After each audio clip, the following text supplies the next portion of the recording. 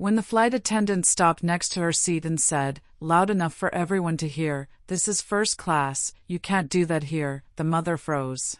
The passengers turned their heads, some stared, but no one spoke up. She didn't argue or yell. Instead, she just looked down at her baby and gently reached for her phone to send a brief message. No one, not even the flight attendant or the captain, knew that this woman had done more than simply purchase a first-class ticket. She helped build the airline, and by the time that plane landed, the same people who humiliated her would be standing in front of her, afraid of what she might say next. Before we begin the story, leave a comment below, letting us know where in the world you are watching from today. If you enjoy stories like this, don't forget to subscribe and turn on the bell icon so you never miss a new one. She sat quietly in her seat, rocking her baby gently in her arms, while the dim lights created a peaceful atmosphere. Her name was Amina. It was a late evening flight, and the majority of the passengers in the first-class cabin were either reading or scrolling through their phones. Amina didn't expect anyone to notice her, didn't expect trouble, just wanted to feed her child in peace. Then the voice said, "Excuse me, ma'am, that's not appropriate here." Amina looked up, her natural curls tied back in a neat bun, and a small blanket covered her chest as her baby, Isla, nursed peacefully wrapped in a soft yellow onesie.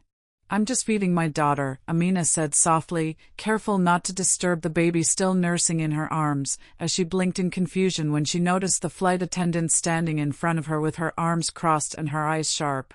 "Yes, I can see that, but this is first class. We have other passengers here. It's not the place for that." Heads turned.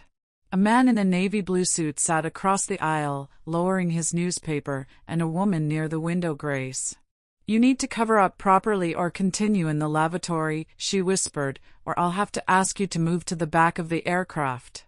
Monica glanced at Isla and then turned away as if she hadn't seen anything. The air changed, and Amina's cheeks were burned with shame. She tightened the blanket around Isla in an attempt to remain calm. "She was hungry," she said. Sensing the tension in her mother's body, Isla whimpered softly under the blanket. Amina didn't say anything or argue. Instead, she nodded slowly and reached for her phone with one hand, being careful not to wake her baby. Her fingers trembled as she typed a message and hit send to Kareem message, telling me to stop feeding Isla. On first-class flight 117A, no one around her spoke, no one got up, and no one asked Monica to stop. She felt invisible, but she wasn't, and Monica, the woman above her, had just made the worst mistake of her life. Isla was calm now, her little fingers curled gently around her mother's sweater, and Amina kissed her forehead, keeping her expression still. She wasn't going to cry, not here, not in front of these people who had all silently agreed that she didn't belong at the front of the cabin. Monica put her phone face down on the tray table and tried to steady her breathing by looking out the window. The stars outside blinked softly in the night sky, but her heart was thudding too loud for her to feel any peace. A junior flight attendant named Hia, who had been calmly organizing trays, looked up from her corner with a self-satisfied expression on her face and started inspecting drink carts as if nothing had happened. "Was there a problem? We can't let people treat this cabin like a park bench. It's not personal property," Hia asked cautiously, and Monica rolled her eyes. "Just someone getting a little too comfortable. First class isn't a nursery," Hia said, pausing while feeding her infant. Monica didn't respond, so she poured herself a cup of coffee and sipped it calmly. Amina's phone buzzed at seat 1C, so she gently brushed her palm on her skirt before opening it. Kareem's response, which was typically brief when he was upset, said, "What seat are you in and who talked to you?" Amina, whose name is Monica, urged me to stop feeding Isla and to either go or use the restroom. She typed rapidly, her fingers moving quickly, her emotions swelled in her chest. She was sitting at 1C. Amina stared at the screen for a few seconds before receiving another message that said, "Don't go anywhere, don't move, I'll handle it." She then let it fall into her lap and gently adjusted Isla before reaching for the in-flight blanket that covered them both. She had no idea what Kareem would do, she only knew what he was capable of. He never yelled or made a scene, but when something really mattered, he moved with quiet, precise force. This was personal in the cockpit, where the captain was reviewing flight data. The phone rang, and he looked at it, a little perplexed. "This is Captain Raymond."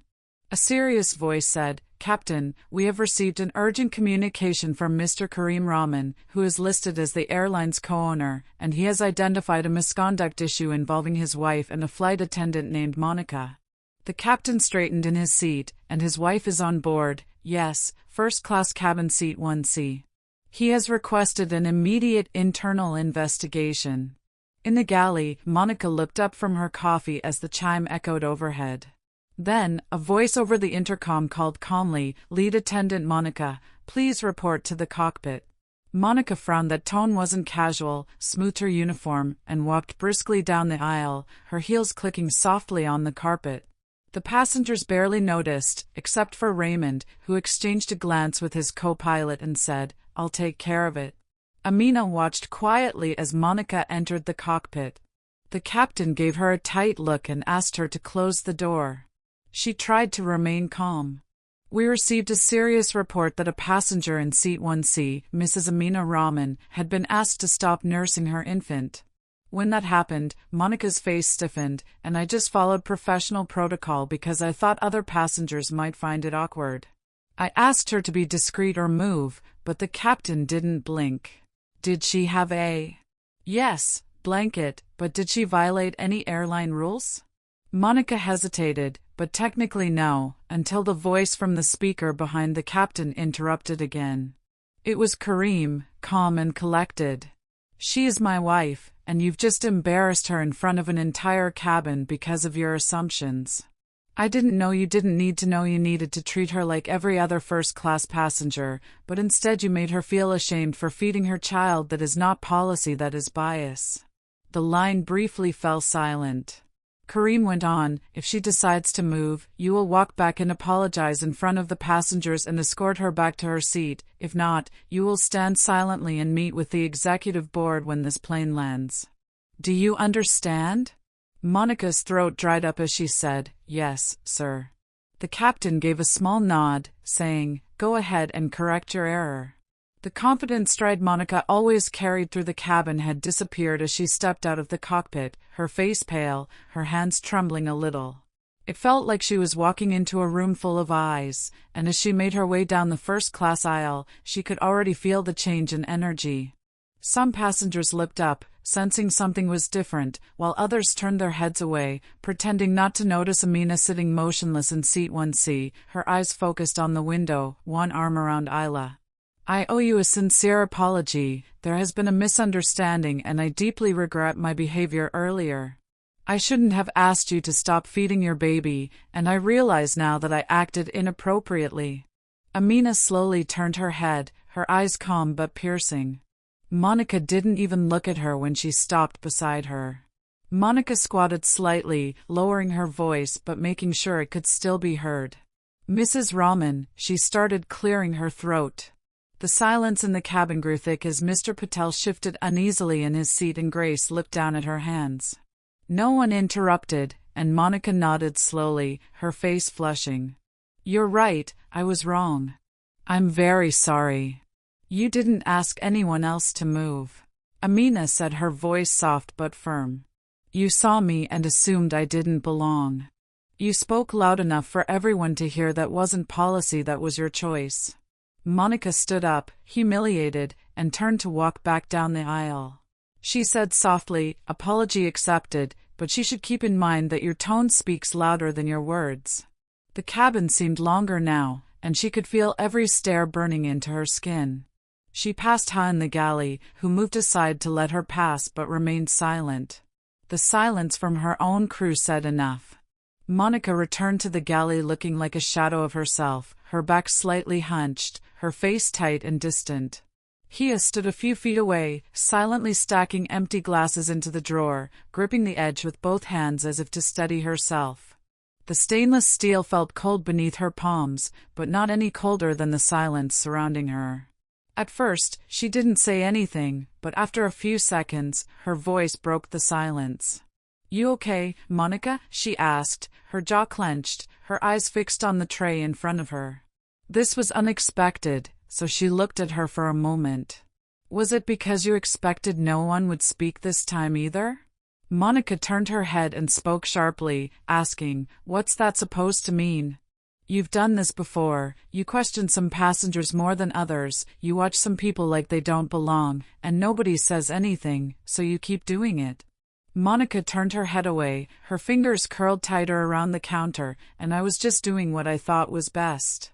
"At last," she said, "now that we have standards presentation expectations, a mother feeding her baby didn't meet the expectation of first class." Monica didn't answer. She wanted to say that it was about the image, the rules, and other passengers' comfort, but the truth weighed too heavily in her throat. She knew deep down that it wasn't about policy, but rather about an instinct and assumption that when she saw someone like Amina, she didn't fit the stereotype of first-class passengers that Monica had in mind. Meanwhile, Amina exhaled slowly in seat 1C, and she could still feel the tension in her chest, but it wasn't the same kind that Isla had fallen back. She hadn't planned for this, hadn't come on this flight to prove a point or start a conversation about respect, but now that it had happened, she felt something stronger rising inside of her, not anger, which she had already moved past. It was clarity that this wasn't just about her, but about every woman who had been shamed for feeding her child every day. Amina fell asleep peacefully nestled against her, rested her head back on the seat, and closed her eyes for a moment, allowing the gentle hum of the aircraft to mask the thoughts racing through her mind. Every person who had sat quietly, pretending not to hear or see her phone buzzing again, opened the message from Karim. "You handled that perfectly," she said. "I've just finished speaking to the captain again. Monica will be met by security when the flight lands. We're reviewing her entire record." Amina stared at the message, her face showing no joy or satisfaction, just the same calm strength she'd displayed since Monica first raised her voice. The rest of the flight moved slowly, as if the air inside the cabin had thickened with unease. Monica didn't leave the galley. Instead, she kept herself occupied by rearranging cutlery that didn't need to be rearranged and polishing tray tables that were already clean. She typed her response, "Don't make it personal, make it policy," and put the phone aside. She then looked out the window once more, and the clouds had thickened beneath the city lights, which were now hidden beneath a blanket of darkness. Amina said, "Your tone speaks louder than your words." The phrase kept repeating in her mind like a slow, steady drum, and she wanted it to stop. She wanted to act as though nothing had happened, but even her own crew wasn't acting that way. By handling the remainder of the first-class service alone, politely offering drinks, rearranging seats, and checking on passengers, Monica was able to sense the shift in the quiet judgment of how even Hia, the junior crew member, was acting. In the cabin, Amina maintained her composure and didn't act as though she had won anything. She didn't flash a name or demand special treatment. Instead, she just sat with her child and read an article on her phone while occasionally caressing Isla's tiny hand. However, everyone around her noticed that the same passengers who had previously turned away were now watching her closely, some with guilt and others with curiosity. None of them spoke to her, but the way they looked at her changed. She was no longer. Finally, Mr. Patel, who was invisible across the aisle, leaned slightly toward her and cleared his throat. "Excuse me," he said quietly. "I just wanted to say what happened earlier shouldn't have happened. That wasn't right." Amina looked up at him in surprise for a moment before nodding politely and thanking him. He opened his mouth to say more but closed it because he wasn't sure what else he could say without sounding hollow. He then leaned back silent once more, but with a new awareness in his eyes. Grace was typing a message on her phone. Up in the cockpit, Captain Raymond was on another call, and the voice on the other end was Karim's assistant. "We've reviewed Monica's previous reports, and this isn't the first time that complaints have been filed against her. The majority of them were handled quietly at the team. Perhaps she told her daughter or a friend about what she had seen because the story wasn't just Amina's anymore, it had spread to everyone in that space. Level, but there is a distinct pattern of bias in the captain's question, even though he already knew the answer. Yes, all similar minor infractions judgments made on instinct passengers who were asked to move or questioned unnecessarily. Mr. Rahman wants this addressed immediately, and a full hearing has already been scheduled." The captain nodded, understood, and looked out the cockpit window as the call came to an end. The city lights were now twinkling far below the descent, and the clouds were beginning to clear. Monica's phone buzzed in her pocket shortly after the galley started, and when she checked it, she saw a message from the airline's internal system that said, "Scheduled meeting disciplinary review time tomorrow 10:30 a.m. Location executive boardroom B status required." Her hands trembled as she locked the screen and slid the phone back into her pocket. She had been in this business for more than 10 years, and she had established a reputation as the crew lead who was reliable and no nonsense, but now none of that mattered. Just under 40 minutes before landing, Amina looked at her watch and leaned down to whisper to Isla, whose eyes were still closed in sleep, "It's almost over, sweetheart." However, she knew it wasn't really, because this flight had only revealed something larger, something she hoped Karim would address as a leader as well as a husband, because this wasn't about one woman's error but rather about what so many others were too accustomed to accepting, and now that the silence had been broken, the plane had started to descend. The tension was no longer concealed. Everyone had witnessed the change in power, heard the apology, and knew that something was waiting at the end of the runway. Amina sat upright, her posture calm, her hand resting lightly over Isla's small chest as she slept against her mother's body. However, the weight inside the cabin had not decreased. On the contrary, it felt heavier and tighter. The sign for the fastened seatbelts dinged overhead, and passengers silently clicked their belts into place. She didn't need to raise her voice or demand respect because her presence had done enough. She checked her phone again and saw a new message from Karim. "Security will be at the gate. She will be escorted for formal questioning. I'll be waiting for you both." She stared at the words for a moment, then typed back, letting the process speak louder than the punishment.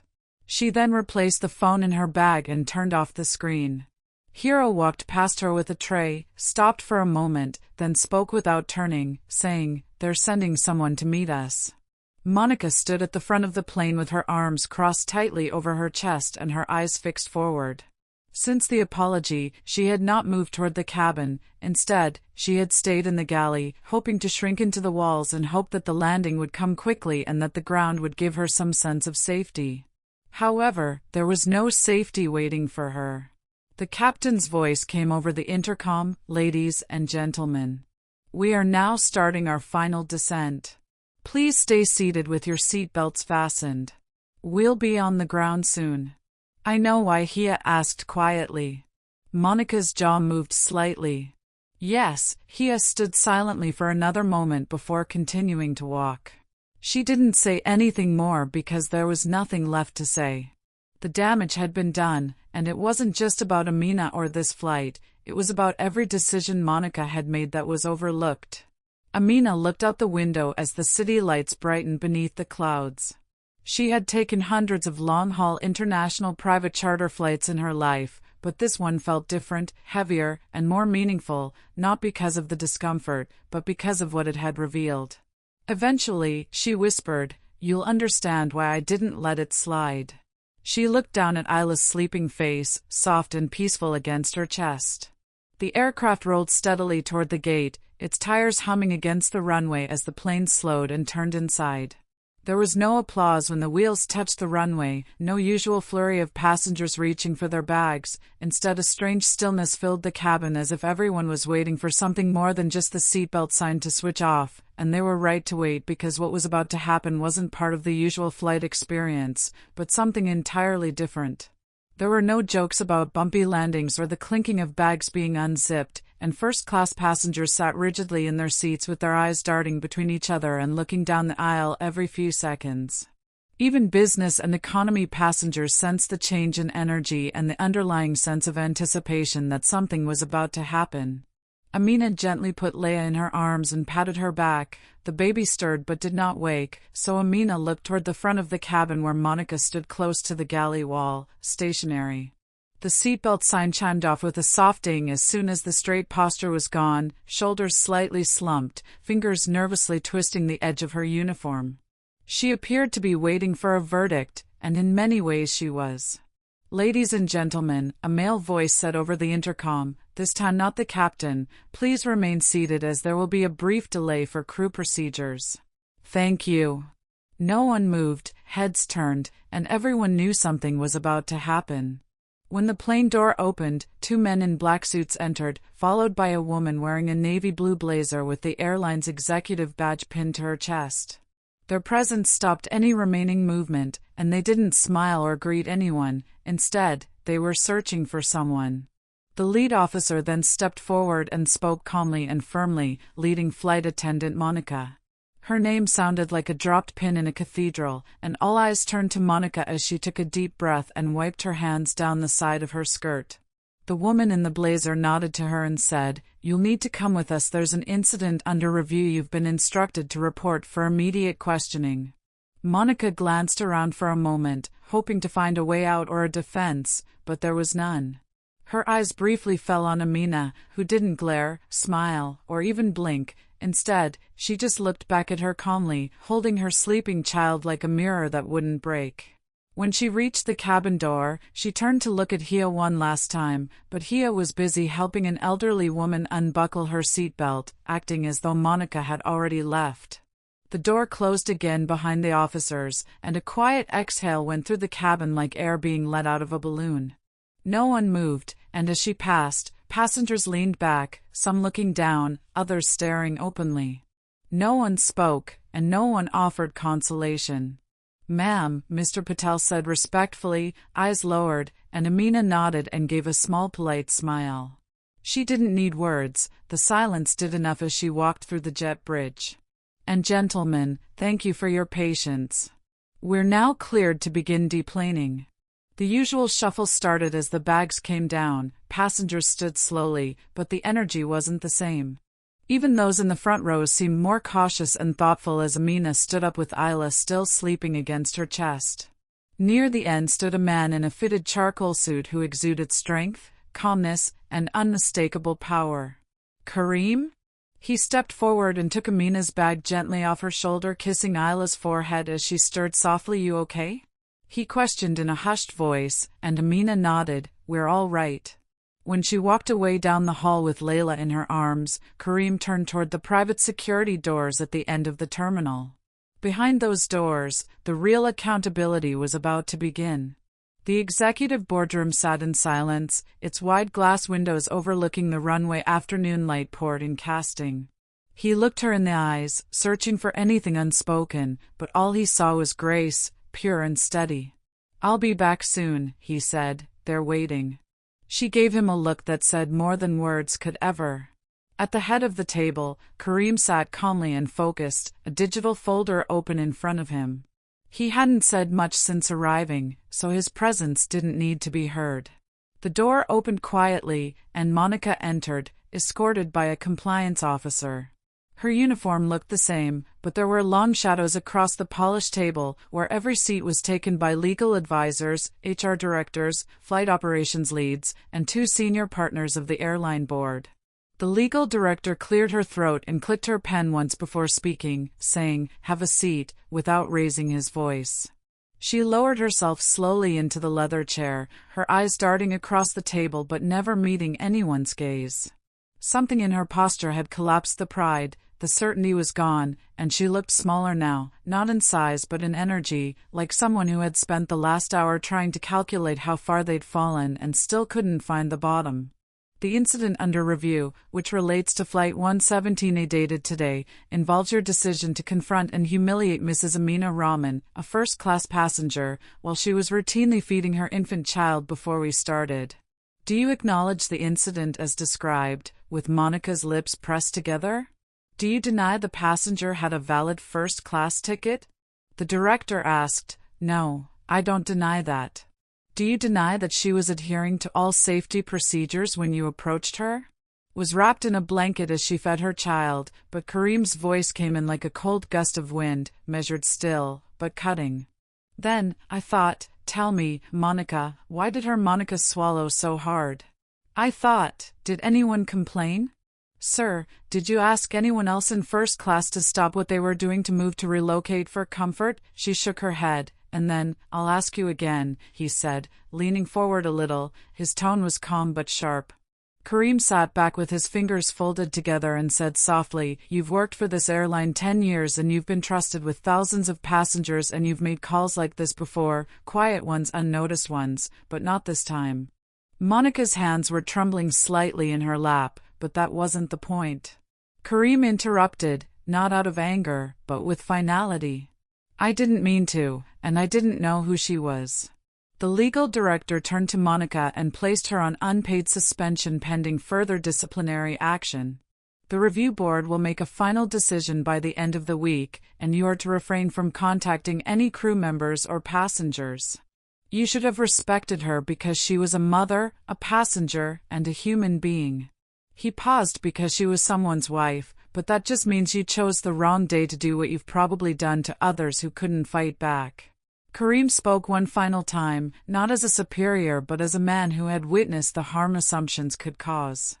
I don't want to see another report like this again from you or anyone else in this company, because if it happens again I won't just fix it, I'll rebuild the system that allowed it, Monica said, nodding slowly, but her eyes remained down. She had no defense left, and she knew that her career was unraveling and not just hanging by a thread.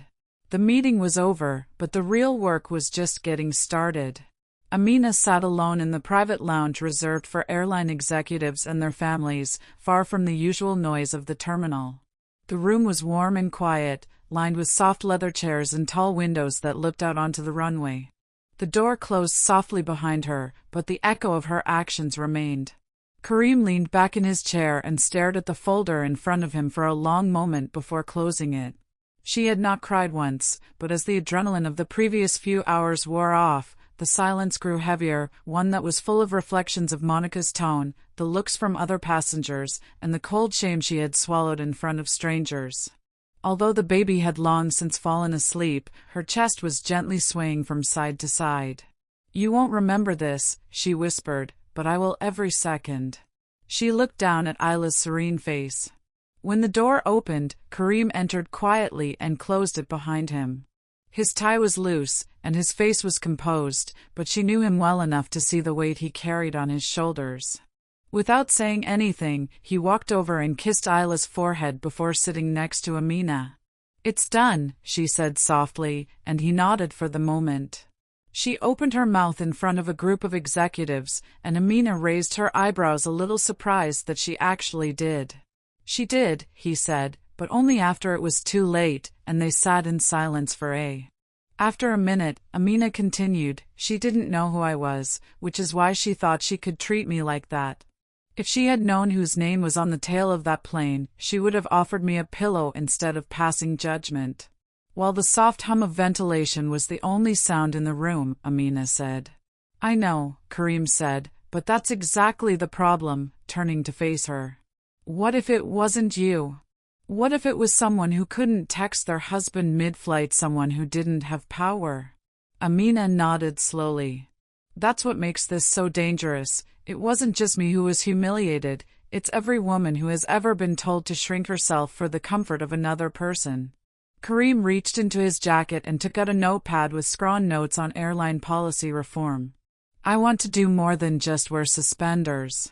Amina looked at the paper, her eyes scanning the lines, and he nodded. "This won't be handled quietly, Amina. I want the message loud enough that no one else thinks about making a woman feel the way Monica made you feel. I want clear protections. I want procedures where no one gets questioned based on appearance. I want public reporting channels. I want it in writing that mothers have full rights to feed their children wherever they sit." Kareem looked at her with pride, the kind of pride that comes from deep respect rather than just love. He said, "You didn't raise your voice, but somehow you were louder than anyone else on that plane." She gave him a weary smile, and he acknowledged that sometimes silence is more powerful than shouting. Outside the window, a new plane was taking off into the sky, and something else had taken flight, an unspoken promise between them. The corporate communications team convened in a small media room hidden inside the headquarters later that evening. Emails had already begun to pour in, some from passengers who had been on Flight 117A and others from people online who had learned about the story through whispers on forums and social media leaks. Amina knew that this would not just be a memory, but the start of something bigger, something lasting, something that would stretch far beyond one flight, one seat, one woman, and Amina knew that was the real victory. Kareem sat at the far end of the table and listened as the head of PR, a woman named Marwa, described the mounting pressure. "We have less than 12 hours before someone connects the dots and this goes public in a real way." She said, adjusting her glasses, that the right thing to do is take control of the narrative. Another person had written, "What century are we in where feeding a baby in first class causes a scene? I saw something disgusting on my flight today, where the staff treated a mother like a problem that was completely unacceptable." Karim nodded when she said, "We're not writing a defense, we're not protecting the company, we're acknowledging a failure, and we're setting a new standard. I want names removed, but not responsibility. On one of our flights today, a valued passenger was treated in a way that does not reflect the principles of dignity, equality, and respect that our airline claims to stand for. This is not just a public embarrassment, it's a serious one." Karim leaned forward to add that mothers will be protected, assumptions will be questioned, and appearances will never be a measure of worth on our aircrafts again. "This is a personal failure, and we apologize to the passenger involved and to everyone who has ever felt like they did not belong where they rightfully were. This moment will not go unnoticed, and we are implementing new policies right away to ensure such behavior never occurs again." She had practiced her defense before entering that room, thinking that if she looked sorry enough and admitted just enough, she might be able to save her career. However, nothing had prepared her for how Karim had looked at her, not with rage, but with cold disappointment that had stung more than yelling ever could. Monica was sitting at the edge of her bed tonight across town, still in uniform, though her jacket was now crumpled on the floor. The disciplinary hearing played in her head like a punishment loop over and over. She had checked her email once she got home. When she closed her eyes, all she could hear was Amina's calm, composed voice, unshaken. "You didn't ask anyone else to move, you saw me and thought I didn't belong." That voice was inside her now like a slow-burning ache, and the truth was that it wasn't just this one flight she had to deal with. Line had made her heart drop, misconduct suspension was necessary, and immediate action was required. It felt like someone had cut her years of hard work out of her chest with a knife. For the first time in a long time, she looked in the mirror and saw the face of someone who had made it a habit to make others feel small. She reached for her phone, but there were no calls, texts, or messages of support from coworkers. She was alone with herself and the uncomfortable truth she could no longer ignore back at headquarters: Karim. She had done this before, not always with cruelty but with quiet judgment, quick eyes, silent decisions, and small humiliations that went unnoticed until now. He read the last line of the internal announcement twice before clicking send. "We don't serve customers based on appearance, we serve them based on humanity," he said, referring to the final version of the internal announcement attached to the company-wide memo. New policy drafts included a zero-tolerance policy for discriminatory behavior, motherhood support, and rights on board, as well as mandatory biannual bias awareness training. Suddenly, the system started to change, not because of a press leak or outrage, but because a travel blogger who had been sitting in business class on Flight 117 had posted a thoughtful thread online, and 2 days later, one woman refused to let silence win. The story had started to spread, not through scandal or gossip, but through quiet whispers that developed into questions. "At first, I didn't know what I was witnessing, just a mother being told to stop feeding her baby. I assumed she must have been at fault, but then I noticed how composed she remained and how the tone changed when the crew abruptly started treating her like. The more I consider it, the more I wonder how often we overlook this." By the end of the day, the post had received over 20,000 shares, and the following morning, an open letter written by Karim himself was posted on the airline's website. It was straightforward and honest, devoid of legalese or PR jargon. 3 days prior, a woman, my wife, was made to feel as though she didn't belong because of her appearance rather than her actions. However, this statement isn't about that. This airline was founded on the principle that travel is for everyone, and for that we failed to reflect that. I accept responsibility for this, but acknowledgement is meaningless without action. Today, I'm announcing new binding policy changes that protect passengers not because of their wealth or last name, but because they are human. It ended with a line that quickly started trending: "Dignity should fly first class every time, Amina." Didn't read the statement right away. She first heard about it from a friend, then from her cousin, and then from a stranger in a coffee shop who recognized her, smiled quietly, and said, "Thank you." When she eventually opened the post late that night, Isla was sleeping in her crib, and the house was still. She sat on the couch and carefully read every line, not because she wanted to be recognized, but rather because she wanted to make sure the message wasn't just sounding good, and as she scrolled, she came. Thank you for making it safe for us. I've breastfed in secret on flights because I was afraid of people's opinions. Across the attached comments from hundreds of mothers worldwide, this happened to me in 2018. Amina closed her eyes. Those words struck a deeper chord than she had anticipated. She thought she had processed everything, but this made her realize how many women had been carrying the same silent weight. Her phone buzzed with a new message. I realize you have no reason to read this, but I'm writing it because I owe you an apology without any excuses. I treated you like you didn't belong, not because you broke a rule, but because I looked at you and assumed the worst at that moment. Your silence taught me more than any training could ever teach me. I apologize not because of what I lost, but because of what I finally saw. Amina read. This message was from the airline's legal office, and it was a copy of a formal statement from Amina. I hesitated before opening it to Mrs. Amina Rahman. She walked into Ila's room, leaning over the crib, and the baby stirred gently before falling back to sleep. You are part of something big, she whispered, and one day you'll know why it mattered. She did not feel victorious or powerful, but rather responsible in a positive way. Perhaps her refusal to keep quiet had done more than just bring about consequences. It had caused someone to look inward for the first time. It wasn't for the media, it wasn't for the board, it was for their internal leadership group, Karim said as he finished one final note at his desk downstairs. It was a reminder of what leadership really meant. We don't lead from the front because we're louder, we lead by protecting the quietest voice in the room, we lead by seeing the person no one else saw. He hit send and shut down his laptop that night, and the airline didn't just become more modern, it became more human, and it began with one mother in one seat choosing not to move. A week had gone by, but the story hadn't faded. Only evolved news outlets picked it up, not with scandalous headlines but with surprising respect. Articles like Airline introduces historic passenger equality policy after in-flight incident and mother's quiet strength sparks industry-wide reform appeared on major parenting blogs, explaining the difficulties mothers faced when traveling. There was a lot of discussion on airline forums, with some flight crews from all over the country weighing in anonymously, with one comment standing out. The airline's HR department reports had increased, but not in the way they had feared. Hundreds of emails poured in, not only with complaints, but also with passengers expressing gratitude. Former customers who had long avoided flying with infants now said they felt safer.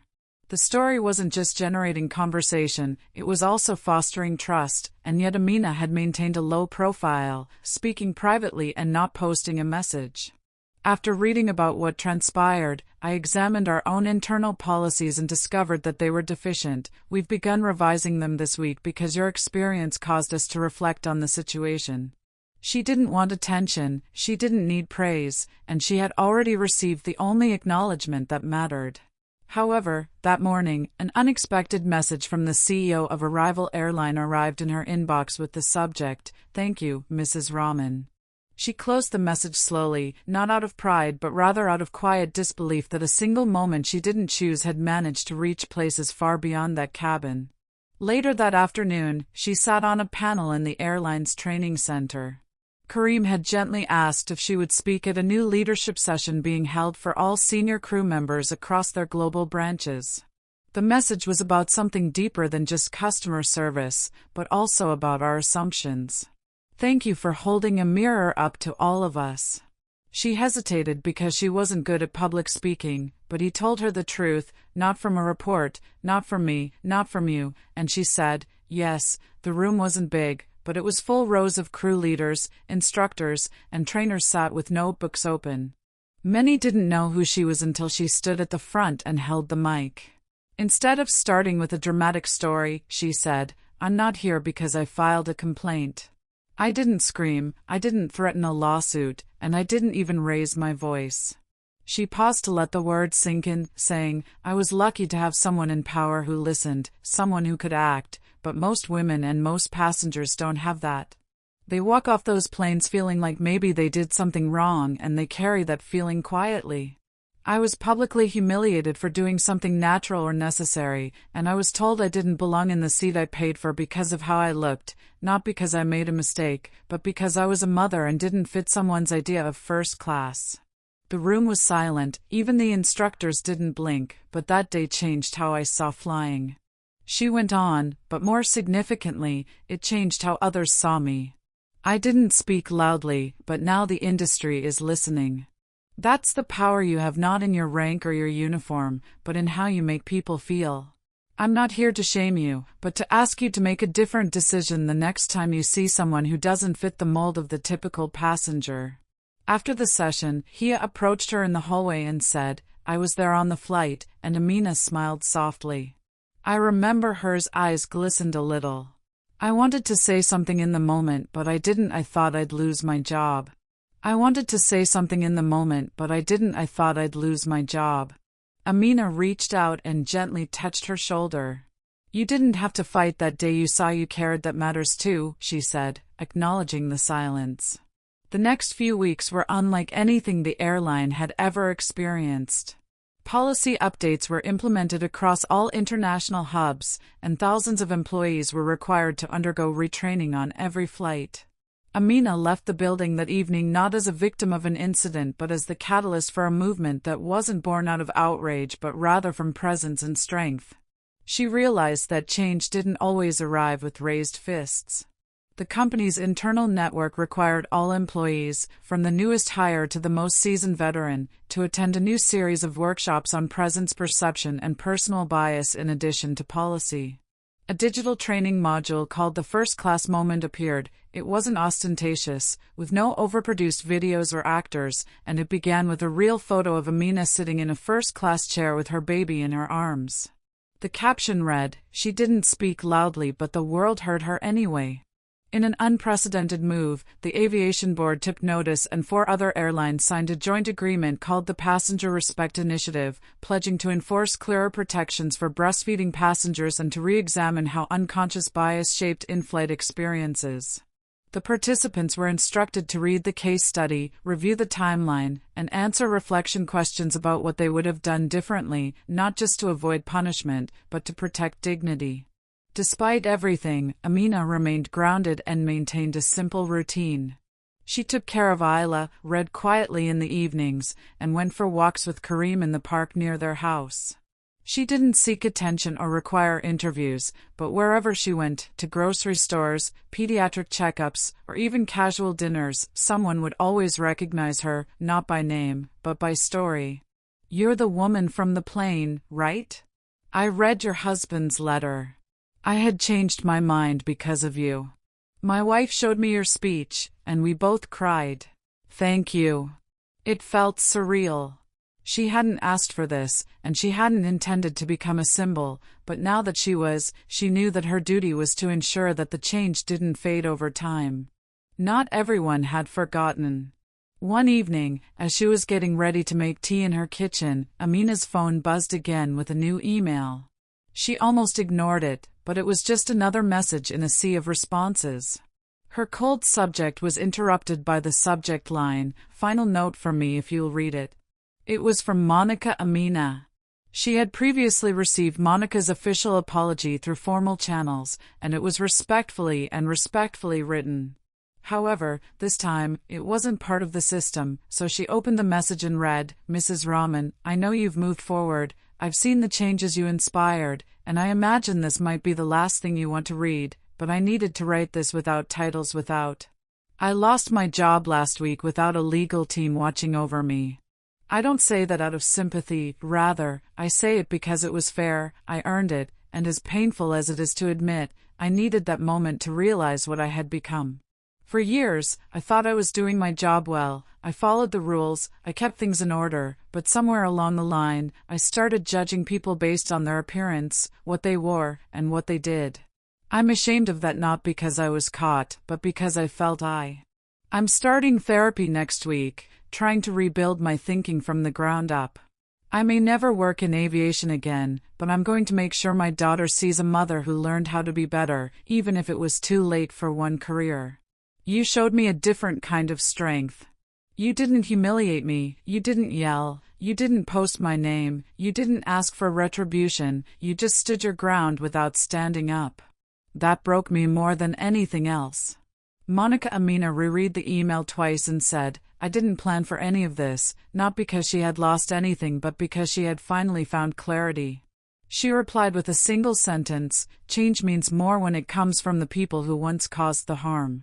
Later that night, she sat on the edge of Isla's crib watching her daughter sleep, her tiny chest rising and falling in a slow, steady rhythm, safe and undisturbed. Thank you for showing me the person I should have been all along, she said. Whispered, running a fingertip across her daughter's cheek, but maybe this was never just about me.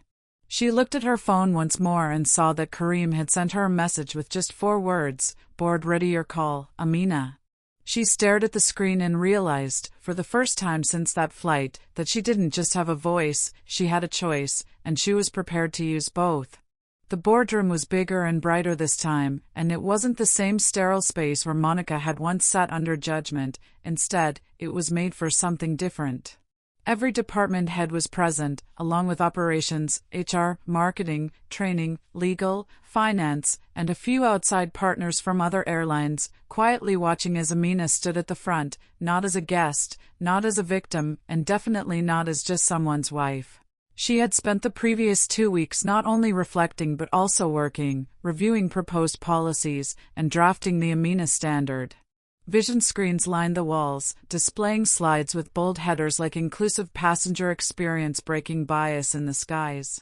Feedback with Karim and helping to shape what would soon become the most progressive passenger dignity initiative the airline industry had ever seen. Now she was here to finish what she didn't start, but what fate had handed her to carry forward.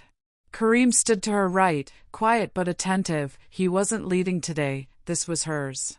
She looked around the room, pausing before speaking, because, let me be clear, I don't want to be remembered as the flight woman, the CEO's wife, or the mother who caused a scandal. She took a steady, firm breath and said, I'm standing here because I was once made to feel like I didn't belong on a plane I paid for and a seat I earned holding the child I brought into this world. I was told I made others uncomfortable just by existing. That moment wasn't unique, it was simply noticed that the room remained still, with no shuffle or cough, just silence, and eyes locked on her. We have created systems that are infatuated with order, but we often overlook the quiet ways we teach our. When the flight attendant who reprimanded me that day tapped the screen behind her, the first of several new policy drafts appeared. We're not just introducing training, we're introducing accountability. Every member of the cabin crew, gate agent, and customer service representative will be retrained not just to follow rules but to question their assumptions. Passengers will have the right to report the flight attendant instead of simply following the rules. The screen changed once more. We're no longer using coded language like polished appearance that subtly penalizes racial or cultural expression. We're updating our diversity definitions to include economic bias, and we're creating internal teams that represent the faces of the people who fly with us, not just the ones who run the airline. Mistreatment anonymously and receive follow-up. Every mother, whether in economy or first class, will have protected rights to feed her child without shame and without interference. She turned back to them, saying, This is not a press moment, this is a movement. You don't have to stamp my name on it. I don't want it.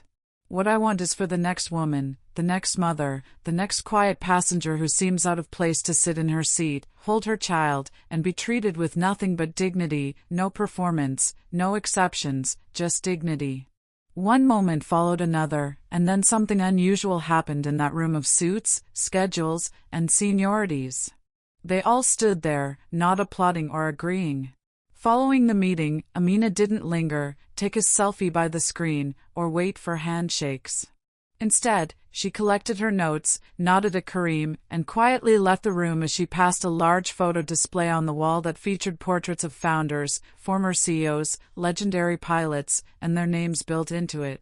Karim watched her from the side, his expression unreadable at first, but behind his eyes was pride, not just as a husband, but also as someone who had witnessed strength expressed in its rarest form, grace under judgment.